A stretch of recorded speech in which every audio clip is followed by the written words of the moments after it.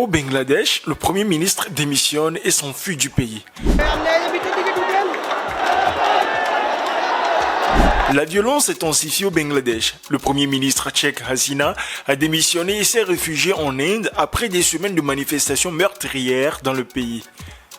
La démission de la dirigeante confirmée par l'armée et des responsables du Haut Commissariat du Bangladesh à Delhi survient après des affrontements violents entre manifestants et forces de sécurité qui ont fait au moins 95 morts, dont 94 blessés dimanche dernier.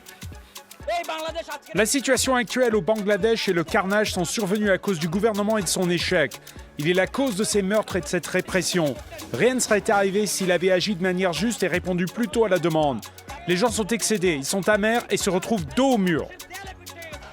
La fuite de Hasina en Inde, confirmée par le principal journal national du pays, intervient alors que les manifestants anti-gouvernementaux se préparaient à marcher sur la capitale pour exiger sa démission ce lundi.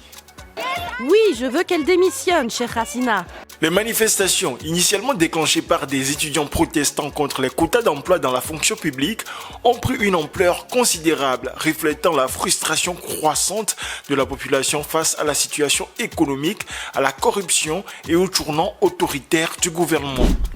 Malgré une répression brutale, les manifestants ont continué à défier des forces de sécurité, ce qui a conduit à un regain de violence dimanche, journée la plus meurtrière des troubles.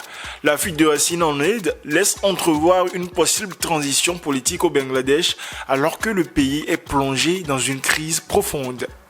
S'il vous plaît, ayez confiance en l'armée. Je prends toutes les responsabilités et je promets de protéger la population. Nous répondrons à vos demandes et ramènerons la paix ainsi que l'harmonie dans le pays. Personne ne peut nous arrêter aujourd'hui. Nous allons continuer à nous battre jusqu'à la libération du Bangladesh. Et j'appelle mes frères des forces armées à ne pas se ranger derrière ces autocrates. Soit vous êtes avec le peuple, soit vous restez neutre.